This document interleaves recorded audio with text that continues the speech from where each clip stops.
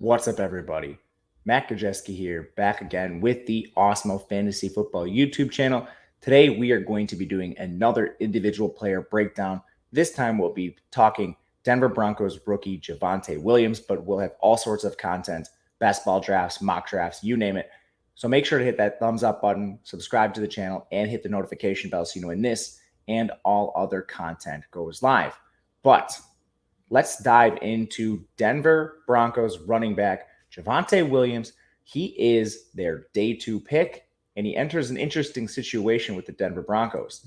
So Javonte, he's going to be in his first season in the NFL, just 21 years old, spent the last 3 seasons at North Carolina. He is 5'10", 212 pounds, ran a 4.57 40-yard dash, but he put up one of the most efficient seasons a running back has put up in recent memory at the college level. 166 rush attempts, finished with 1,140 yards, also caught another 305 yards on 30 targets. All that accounted for 22 touchdowns. Now, Javonte Williams was also sharing a backfield with Michael Carter, who eclipsed 1,000 yards as well. He was the fourth-round pick of the New York Jets, making his accomplishments even more impressive.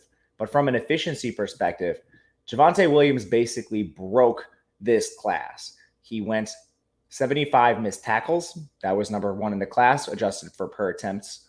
He also accounted for 720 yards after contact. That was also number one in this class when adjusted per attempt. And that was all on 48% of the snaps. He only handled 42% of the carries and 42.5% of the overall opportunities. It accounted to just 17 per game. And again, opportunities, carries, plus targets there. You had Michael Carter in this same range. Now, the target share, 8.9%. Again, Michael Carter had the exact same target numbers as Javonte Williams this year. Basically, that means Javonte Williams, if given a larger workload, could have been even more efficient in this North Carolina offense. Looking back at 2019, he finished with 933 yards in his freshman season, 224 yards. He's been productive since he got the opportunity with North Carolina. Now, what does this mean for Javonte Williams in Denver this year in fantasy football? Denver, they're one of the most interesting teams to look at in the NFL. Last year, they passed at the 21st highest rate. They were about league average in plays per game, but they only scored 20 points per game. That was 28th. This year, they have the 7th easiest strength of schedule, and they are projected for 8.5 wins with the new 17-game season. That puts them right at 500. Now, this is extremely volatile because quarterback is basically the one weak link on the offense holding them back.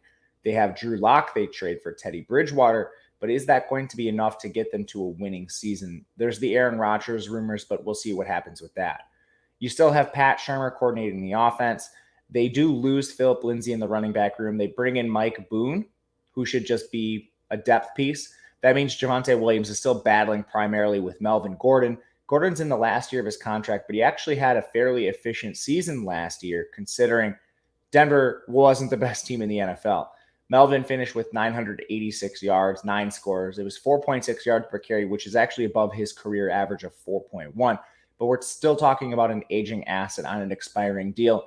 And Denver clearly believes Javonte Williams is the future over Melvin Gordon. But for this upcoming year, Melvin Gordon still figures to play a role. And that means Javonte Williams likely doesn't see a 3-down workload. As far as fantasy goes, some players coming off the board near Javonte Williams include Travis Etienne, Chase Claypool, TJ Hawkinson. Then you have Javonte Williams with an ADP of 64.2. That's just ahead of Robbie Anderson, Cortland Sutton, and Myles Gaskin. Outside of the top 60 in ADP, basically every running back we talk about has workload concerns. ETN has James Robinson. The San Francisco running backs cannibalize each other. And the Dolphins essentially have nothing invested in Myles Gaskin. So we're talking about all running backs that have some issues.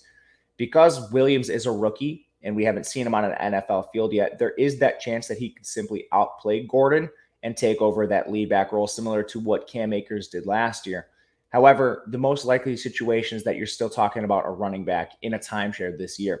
For that reason, the receivers in this ADP range make a lot more sense. You can get somebody like Robbie Anderson or maybe even one of the Cincinnati receivers. That's a pick I would rather make over Javonte Williams right now. But if you're just talking the rushers, Javonte Williams' ADP is fairly efficient. Maybe you prefer somebody in a better offense like a Kareem Hunt or a San Francisco running back. But still, Javonte Williams has a lot of upside at his ADP. So I'm comfortable with it there. But overall, I'll be looking at the receivers in this range over Williams. But that'll do it for us today at Awesemo. Make sure to hit the thumbs up button, subscribe to the channel, and leave a comment. Let me know who you'd like to hear about next. Otherwise, I am on Twitter at Matt_Gajewski. And you can find all of the other work best ball drafts, mock drafts right on this channel. So make sure to stay tuned. We will catch you again next time.